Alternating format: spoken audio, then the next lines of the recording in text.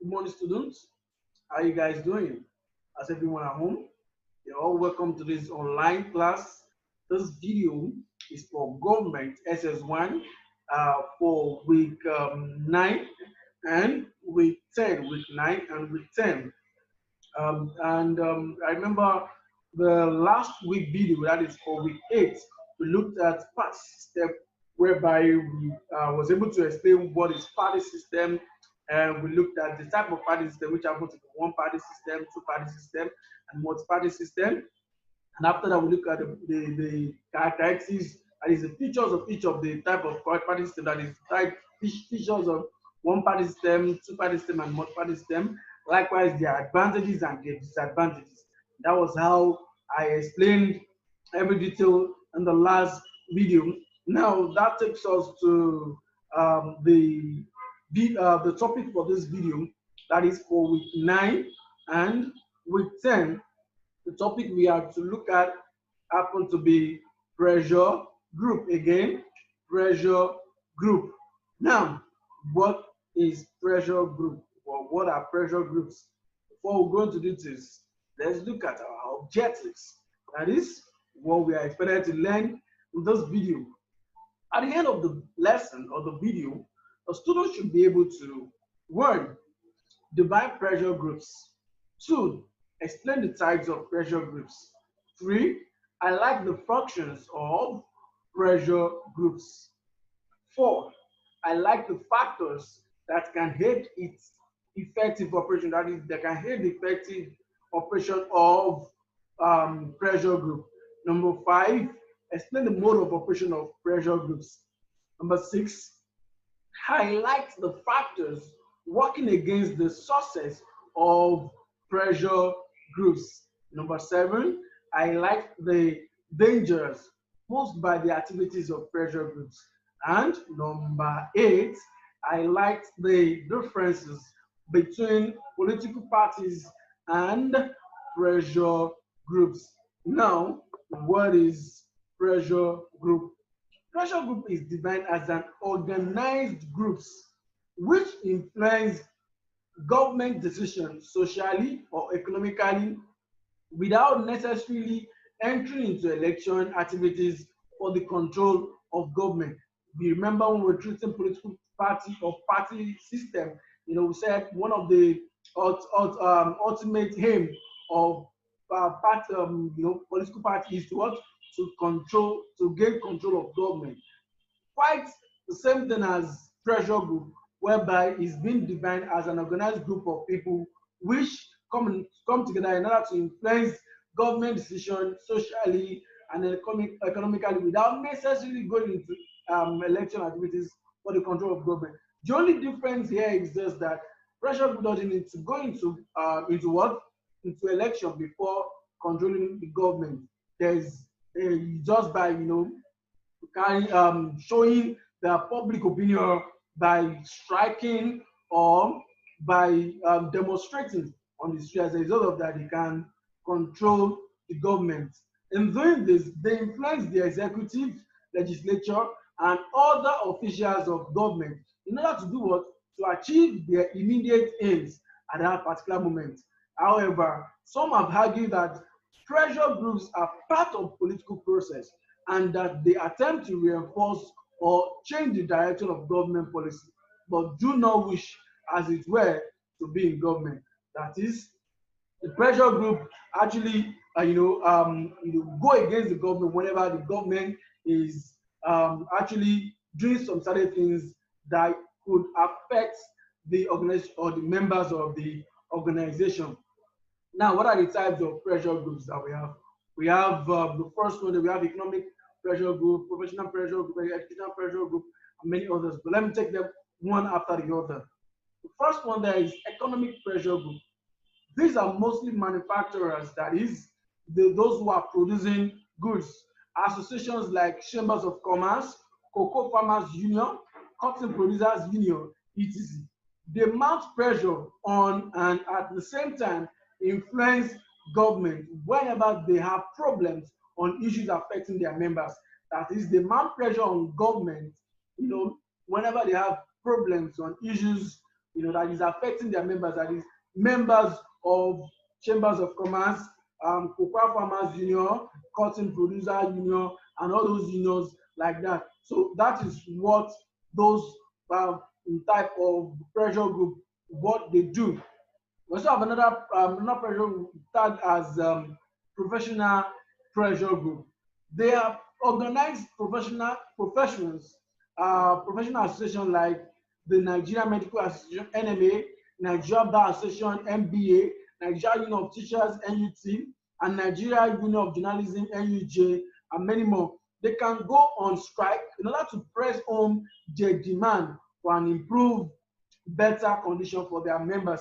And maybe if their members' salary are not being paid often, they can go on strike in order to make sure government pay the salary of their members, or rather maybe there's a particular demand, maybe increment in salary, or there's a particular increment that government has pronounced but has not that they've not started paying it.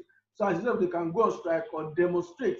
And as a result of that, they will control government opinion by making sure what is needed to be done is done. Number 3, educational pressure group. This group has to do with lecturers in colleges and higher institutions of learning, students and non-academic staff of this institution. This group mount pressure on government for better conditions of service and for the qualitative funding of the education sector. They sometimes go on strike in order to pressure home their demands. That is, if their demands is not being met as at the time when due, they will go on strike or do some go on some demonstration to tell the government what they are saying, that government can hear them loud and clear. We also have Nigerian Labour Congress (NLC), and this organization, this pressure group, happen to be the group whereby all the trade unions in Nigeria are under, and it is the parent body that officially represents the interest of the workers with the government. And these are they are state chapters of Nigerian Labour Congress. I also have the national body at Abuja, which is being seen as a federal capital chapter. Likewise, we also have other states chapter also. Then moving on, another type is promotional interest group. This group is out to champion the cause for an improved condition of the people's welfare. These are only dealing with the welfareism of the people. This action may not necessarily benefit the members, but the less privileged in the society. For example, the Nigerian Bar Association gives free legal service to the less privileged in society, and so many other activities of other pressure group. Another pressure group is here, social pressure group. They are general out to promote the general welfare of their members. This group, the police pressure group, what they do with is to make sure they take care of their members. Some of these groups are Boy Scout, Girls Guide, Rotary Club, Old Boys Association, Boys Brigade, Girls Brigade, and many more like that. All these are pressure groups that cater for the general welfareism of their members. And we also have religious pressure group. This includes Christians, Muslims, traditionals, etc. Most issues affecting them that have been resolved through lobbying of the executive and the parliament. And at this time right now, most churches, mosque has been on lockdown due to the pandemic. But the association, Christian Association, the Muslim Association of Nigeria, all of them have been coming together in order to meet government in order to resolve the issue of lockdown or not. And I think there's progress on that right now. That's another example of pressure group. So all these I've mentioned so far are types of pressure group. Now moving further to the functions of pressure group. What are the functions of pressure group? Number 1, they offer useful suggestions and advise government at local, state, and national level. That is, they serve as the advisory agent which advise the government at the local level, at the state level, and also at the national level. Number 2, They promote economic stability. That is, they promote the stability of the economy, which because most of them belong to the economic sector. Number three, pressure groups promote general welfare service, e.g., like the owner said, that Nigerian bar associations, which sometimes offer free legal service in courts, and sometimes NUT, they could just do some free teaching and like that, like that.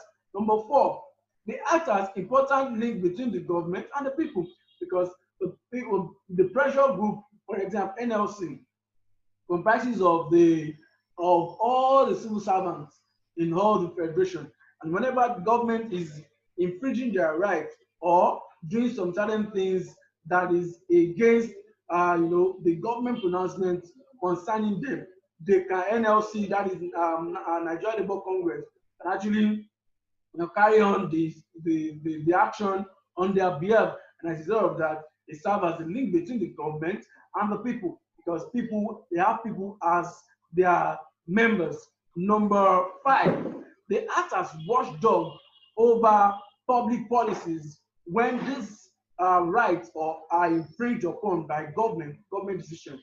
That is, the the pressure group are there as watchdog, whereby to make sure that public's rights are not being infringed upon. Number six, they provide specialized and expert information to the government. That is, they provide information to the government in order to make the government to have a betterment government. Number seven, they promote members' interest. That is, the interest of the members is the number one, is the key. Number eight, they help to prevent bribery and corruption in the political system through their activities. That is, they go against bribery and corruption in all their dealings.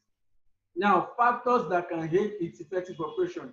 Number one, dedication, unity. They are always united, and they are dedicated as a result of their existence of high degree of dedication and unity among its members in pursuance of their goals and objectives. Number two, adequate funds. There should be, availability of adequate funds, which, in order to sponsor their programs and their activities and all that.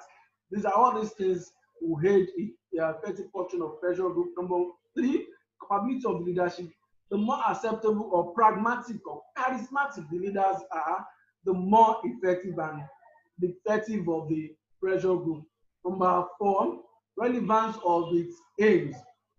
If there is popularity or relevance in the aims and objective of their demand and the demand, then its operation will be what? Will be very, very effective. Attitude of the government. Attitude of the government, day towards, attitude of the government's day towards the activities of pressure group in is very important, very, very important. And the more tolerant the government is, the more effective the operation, the operation is. And as a result of this, you all know that pressure group is very, very necessary in the community. So the more tolerant the government is, the more effective the operations of the pressure group. Number five, number six, thereof, good organization strategy with good organization. The operation of pressure group can be very effective. Can be what? Can be very effective. And moving on from there, and that is the mode of operation. The mass media, we have the mass media, which whereby the pressure group influence the government policy through the mass media like radio, TV, newspapers, press conference, etc., in which they highlight the problems and make special appeal to the government. And as a result of it, it makes the effective strategy in mobilizing what? Public opinion. Number two, strike and boycott. We have strike and boycott, whereby the pressure group may embark on strike. That is when they refuse to work. Strike is always the last option after all reconciliation and strategies has failed. In this section, students in higher institution could, of learning can equally embark on boycott of lectures, that is, refusal to attend lectures for the same purpose. The third one is lobbying. Pressure group attempts lobbying that is by influencing governments to make sure that there is, what they want is being given onto them. We have dialogue, pressure mounted on the executive, working alliance with the political party. We also have demonstrations, consultations, and all these are being put in place. Um, Now, looking at the next one, which is factors working against the success of pressure groups. We have the small size, which is a factor. The impact of the activities of pressure group is often marked by poor numeric strength. Also have lack of dedication among members, lack of adequate funds, poor leadership, attitude of government, etc. We also have dangers posed by the activities of pressure groups. All these dangers could actually is like disadvantages of activities or disadvantages of pressure group. You have political instability, which can result, especially where the activities of pressure group lead to the fall of government in power. Number two, the activities of pressure group may be accompanied by social disorder, that is riots, violence, and demonstration. Number three, the majority may even go unrepresented as a result of this. There could be misrepresent misrepresentation of public opinion. Maybe by a vocal view to the government. Another one is pressure group may even disseminate wrong information through this mass propaganda. And thereby they could misinform the general public. Then we also have pressure group may corrupt public officials by engaging in lobbying, and most so they are even self-centered. Now, the last subtopic here, which is differences between pressure groups and political parties. The first one there is that pressure group influence government policies, on portions of the interest of the members, while political parties, contest in the election and control the government. The second one, pressure group are basically self-seeking, okay, and not organized to reach everybody in the society, while political party, is organized to reach everybody in the society and not self-seeking. Then pressure group do not accommodate different groups in the society, but political parties tend to accommodate virtually different groups in the society. When they have successfully influenced the government for their aims achieved, they could cease to exist. While political parties organize themselves into rallies, debates, lectures, seminars, etc. Whereby as a result of this, they became more capable of projecting their ideologies in order to win more followership. The last point there, pressure groups are only concerned with matters affecting their members, for example, salaries, allowance, loans, and many more like that, while political parties express opinions on several issues, for example, education, health, agriculture, housing, and many more. So thank you very much. My name is Mr. Falade. This is the end of this topic, and this ends the topic for this term. Please, I appreciate you all. Please make sure you watch the video from week 1 to this week 10, and make sure you have a better understanding. Pray God bless you all. See you next time.